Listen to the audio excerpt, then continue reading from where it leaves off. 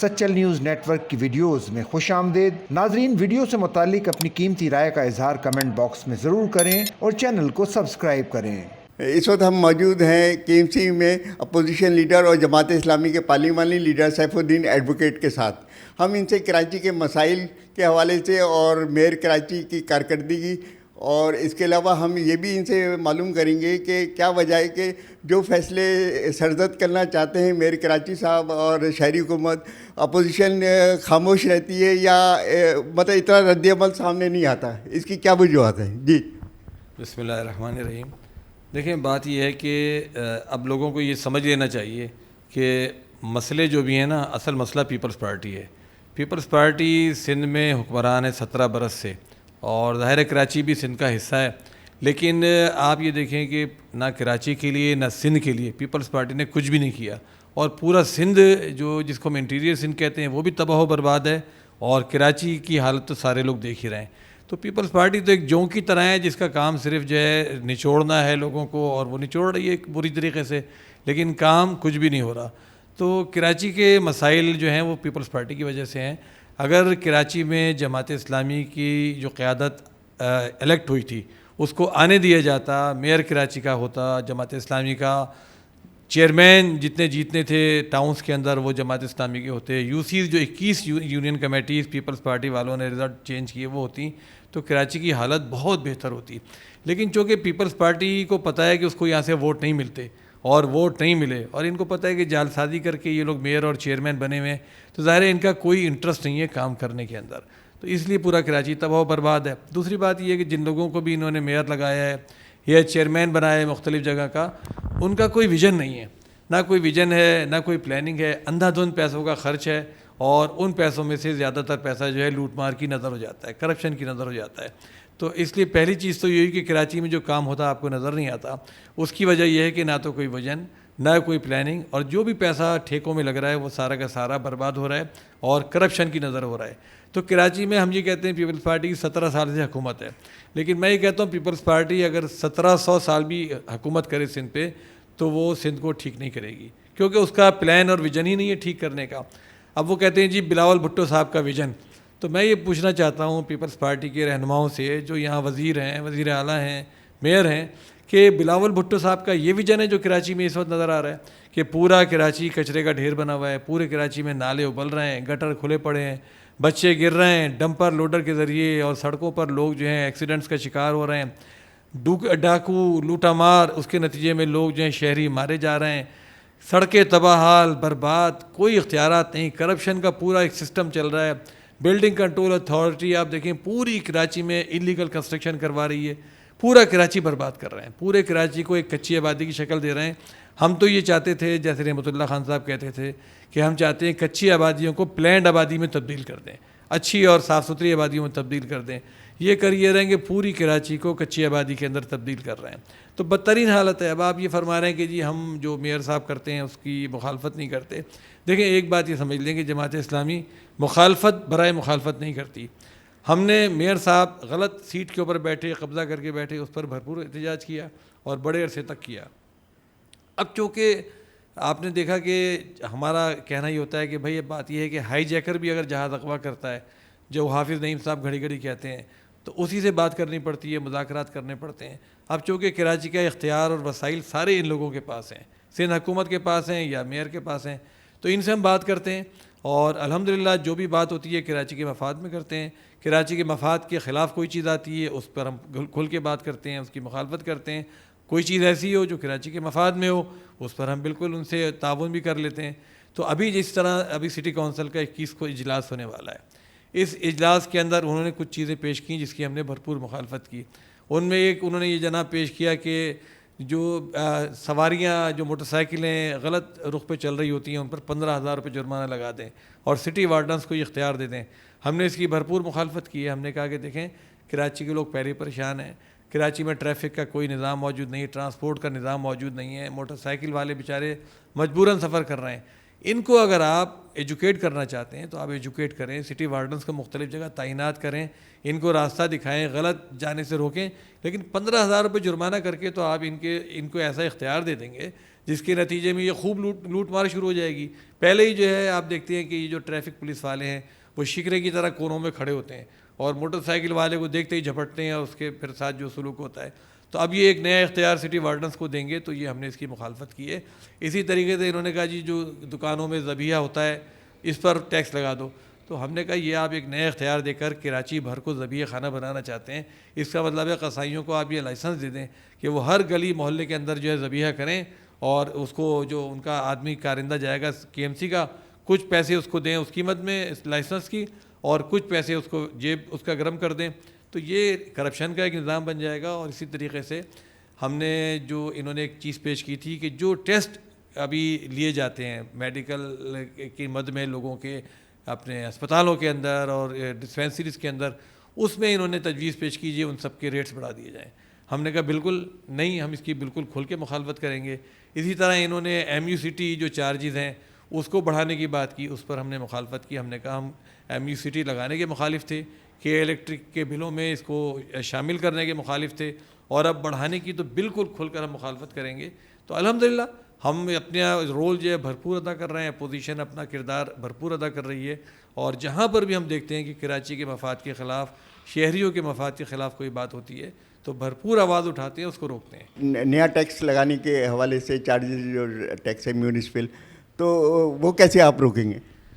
دیکھیں ان سے ہم نے بات کی ہے, ایک ہماری پارلیمانی کمیٹی کی اور ان کی پارلیمانی کمیٹی کی میٹنگ ہوئی اور جس میں ہم نے ان کو کہا ہے کہ یہ کام نہ کریں.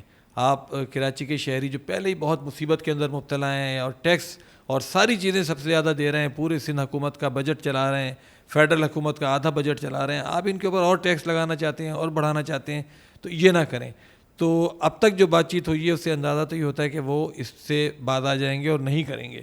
لیکن اگر وہ اس سے باز نہیں آتے اور اس کو لگانے پر مصر ہوتے ہیں اور ان ٹیکسوں کو ڈبل کرنے پر مصر ہوتے ہیں تو اس کی ہم بھرپور مخالفت بھی کریں گے. اور آلریڈی اس کے اندر ہم نے ایک پٹیشن ہائی کورٹ میں داخل کی ہوئی ہے اور ایک کنٹیمپٹ کی اپلیکیشن بھی مرتضی وہاب صاحب کے خلاف چل رہی ہے. تو اس کو دوبارہ پرسو کریں گے اور انشاءاللہ تعالی کوشش کریں گے کہ یہ جو ٹیکس بڑھا رہے ہیں اس کو کسی طرح بھی روکا جا سکے. اچھا, SBS کے جو لاز میں انہوں نے کوئی ترمیم کی سندھ حکومت میں, تو اس سے کہا جا رہا ہے کہ جو غیر قانونی تعمیرات ہو رہی ہیں اس کو تحفظ مل گیا اس سے ترمیم کرنے سے. یہ جو SBCA کے جو Karachi building and town planning regulations کہلاتے ہیں 2002 کے, اس کے اندر انہوں نے جو ترمیم کی ہے اتنی خطرناک ہے کہ پورا کراچی تباہ و برباد ہو جائے گا. پوری کراچی کا انفراسٹرکچر, پوری کراچی کی پلاننگ, ماسٹر پلان سب ختم ہو جائے گا.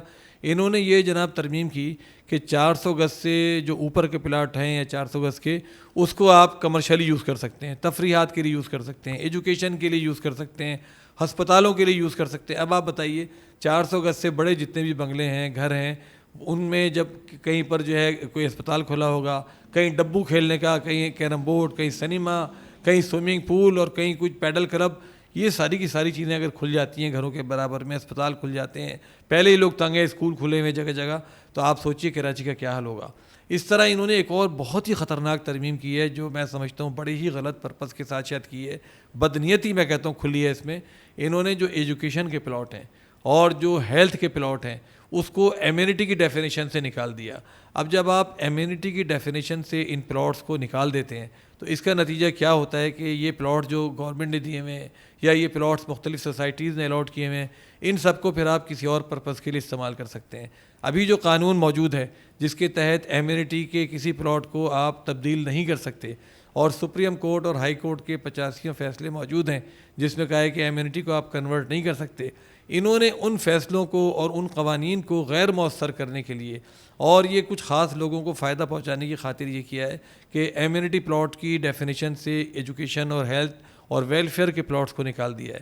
تو یہ تو پورا بربادی کا سامان کیا ہے. اب اس سے اندازہ کیجئے کہ یہ کہتے ہیں گھڑی گھڑی بلاول صاحب کا ویژن, میں نہیں سمجھتا کہ بلاول صاحب کا ایسا ویژن ہو سکتا ہے کہ جس کے نتیجے میں پاکستان کا سب سے بڑا شہر اور دنیا کا 5واں بڑا شہر تباہ و برباد ہو کر رہ جائے.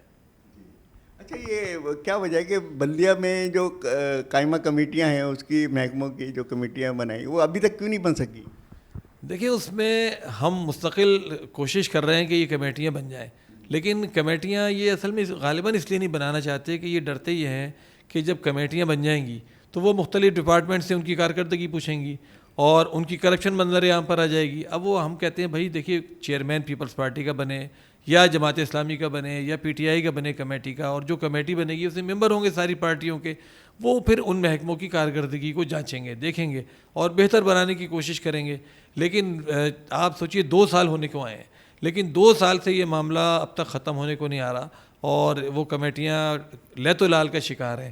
اب بھی بات چیت ہماری جاری ہے اور اب امید ہے 2 سال گزرنے کے بعد کہ کرم اللہ وقاصی صاحب جو ان کے پارلیمانی لیڈر ہیں, انہوں نے میرے خیال میں کچھ سنجیدگی دکھائی ہے اور شاید امید ہے کہ اب کمیٹیاں بن جائیں. لیکن اس 2 سال میں جو نقصان ہوا ہے کمیٹیاں نہ بننے کا, کہ جو کے ایم سی کے ڈپارٹمنٹس ہیں ان کی کوئی نگرانی, کوئی سپرویژن کچھ بھی نہیں ہو پائی اور عوامی نمائندے ان کے متعلق معلومات سے بالکل محروم ہیں. یہ کیا وجہ ہے کہ میئر صاحب کے پاس اختیارات نہیں ہیں یا ان کی اہلیت پہ بھی لوگ سوالات اٹھ رہے ہیں, کیا وجہ ہے اس کی؟ دیکھیے میئر صاحب کے پاس تو پورے اختیارات ہیں. دیکھیں سندھ گورنمنٹ کا وہ حصہ ہیں, پیپلز پارٹی کا حصہ ہیں, بلاول بھٹو صاحب کے ترجمان ہیں. اب اس سے بڑی حیثیت ان کی اور کیا ہو سکتی ہے؟ میرے خیال میں ایک تو وہ پیراشوٹر کے طور پر آئے ہیں, اس سے پہلے ان کو ایڈمنسٹریٹر بنایا تھا کے ایم سی کا اور اب ان کو میئر بنا دیا ہے, وہ بھی قوانین میں ترمیم کر کے. تو اس کو بھی جماعت اسلامی نے چیلنج کیا تھا. تو بہرحال وہ اس کا ایک تو میرے خیال میں سینس نہیں رکھتے کہ اس کو جو یہ پبلک کے ادارے ہیں, جو عوامی منتخب ادارے ہیں, ان کو کیسے چلانا چاہیے. ان کے اندر یہ والی سینس نہیں ہے اور وہ اس طرح چلا رہے ہیں جس طرح ایک ڈکٹیٹر چلاتا ہے یا ایک ایڈمنسٹریٹر چلاتا ہے. دوسری بات, ان کے اندر ویژن کی کمی ہے. اصل میں ان کا کوئی ویژن ہی نہیں ہے, جس طرح پیپلز پارٹی کا کوئی ویژن نہیں ہے پورے سندھ کے لیے. یہی معاملہ میئر صاحب کا بھی ہے کہ کوئی ویژن نہیں ہے, ورنہ اختیارات ان کے پاس بھرپور ہیں, وسائل ان کے پاس بھرپور ہیں. وہ خود بھی کہتے ہیں, گھڑی گھڑی اعلان کرتے ہیں اربوں اور خربوں روپے کے کام ہم کروا رہے ہیں, کہتے ہیں نا گھڑی گھڑی ہے, لیکن وہ کام کہاں پر ہو رہے ہیں؟ آپ بتائیے, وہ واٹر بورڈ کے چیئرمین ہیں, پورے واٹر بورڈ کا آپ سوچیے کیا حال ہے. کراچی بھر میں گٹر کھلے پڑے ہیں, سیوریج لائنیں بہہ رہی ہیں, پانی آ نہیں رہا لوگوں کے گھروں میں, گندا پانی آ رہا ہے, لیکن بالکل ٹوٹل ناکام ہے میئر صاحب. $1.6 بلین کا قرضہ آپ سوچیے واٹر بورڈ نے لیا ہے, اور جناب K4 کا منصوبہ ہے وہ پورا نہیں ہوا, آگمنٹیشن کا نظام ہے وہ اب تک نہیں انہوں نے شروع کیا, بالکل فیل. اسی طریقے سے آپ دیکھیے کہ انہوں نے سندھ سالڈ ویسٹ مینجمنٹ بنایا ہے کچرا اٹھانے کے لیے. پہلے یہ اختیار جو ہے یونین کمیٹیز تک جاتا تھا اور وہ لوگ اس کی دیکھ بھال کرتے تھے. اب انہوں نے پورا اختیار سندھ گورنمنٹ کو دے دیا ہے اور میئر صاحب اس کے کراچی ریجن کے جو ہیں اس کے بورڈ کے چیئرمین ہیں. تو میئر کے پاس اس وقت پورے اختیارات ہیں کراچی کی صفائی کے, لیکن پوری کراچی میں گندگی کا جو حال ہے, کوڑے کے جو ڈھیر لگے ہوئے ہیں, آپ دیکھیے گلی گلی محلے محلے اپنا کوئی صفائی ہوتی ہے اور چند کمپنیاں ہیں جو کام کر رہی ہیں.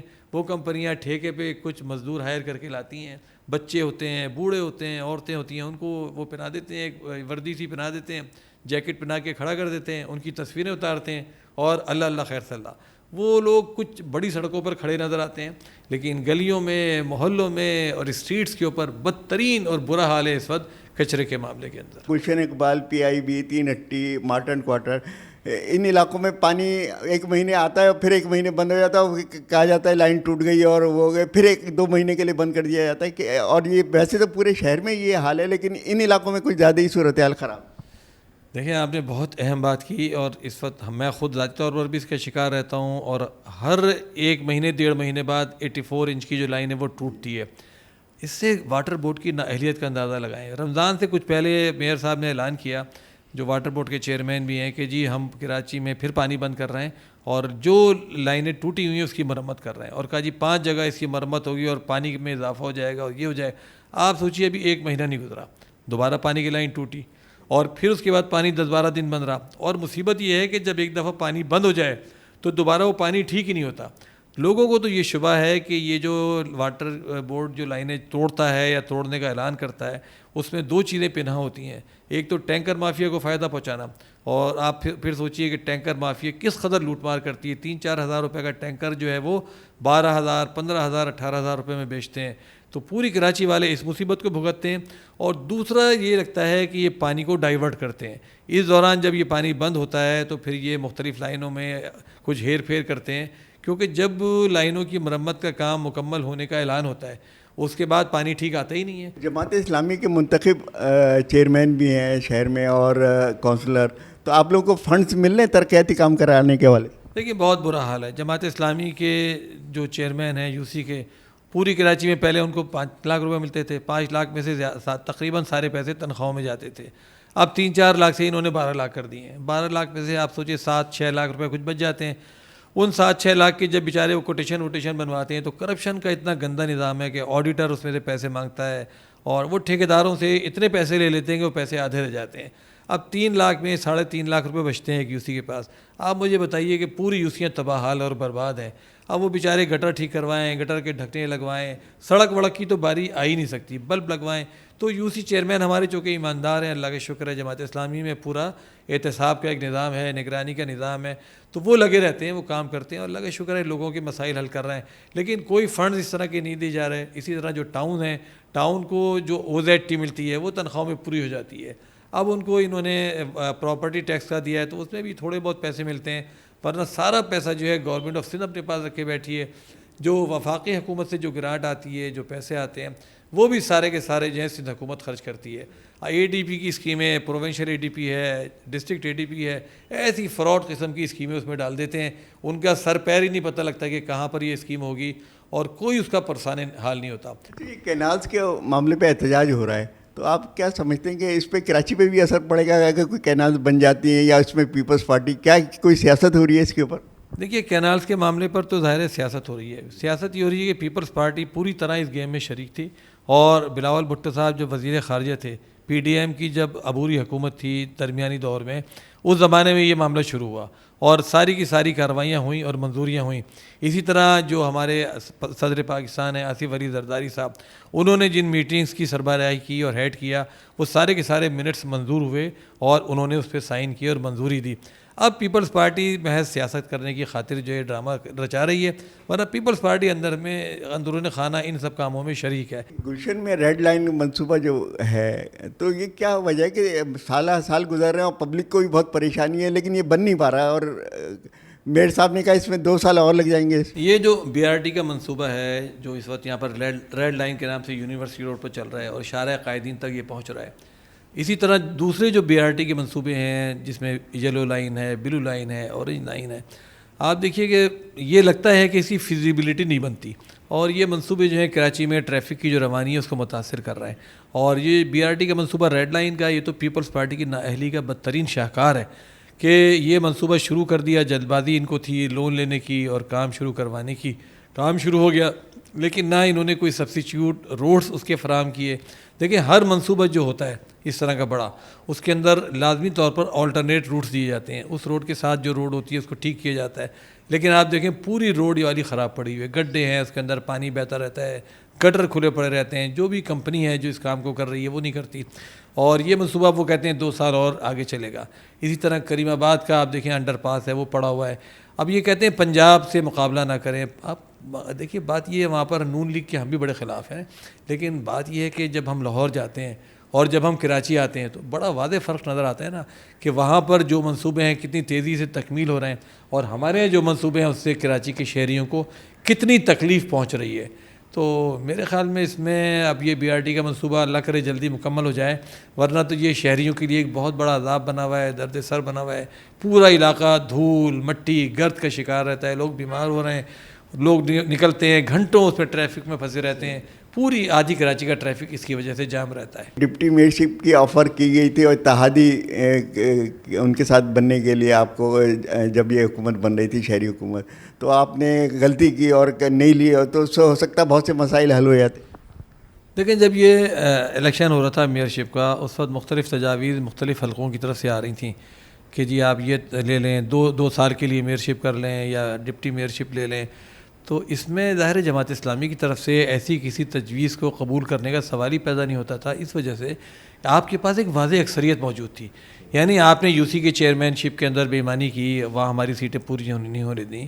جب پیپلز پارٹی نے جو بھی کچھ ڈرامے بازی کی، اس کے بعد جب PTI اور جماعت اسلامی کا اتحاد ہوا کونسل کے اندر، تو ہمارے 192 ممبرز ہو گئے، 193 یا 192، اور پیپلز پارٹی کے پاس ٹوٹل سب ملا ملو کے 162 تھے.